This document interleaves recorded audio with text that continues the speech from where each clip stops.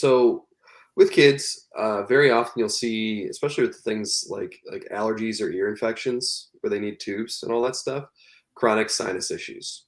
That's very, very, very common.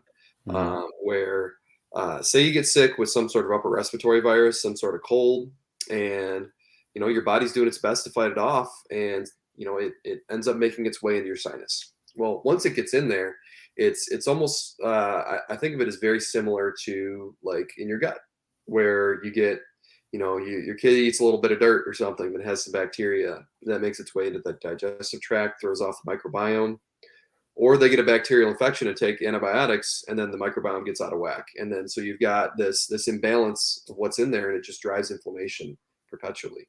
um, Same type of thing can go on with the sinuses, except you can have it with bacteria, which that would be undoubtedly pretty painful and very obvious.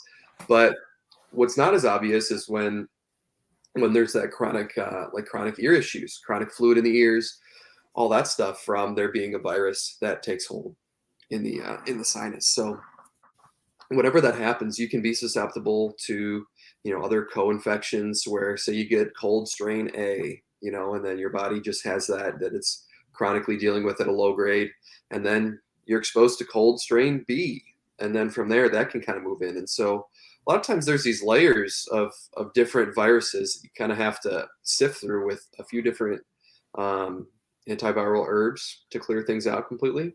There's some really good ones that I've seen kick things pretty dang good sometimes, and that's like lobanium root. That one's awesome for sinus issues, when there's chronic bubbling in the ears, fluid in the ears, all that stuff. Where it can, if that's the one thing you need, it really wipes stuff like that out.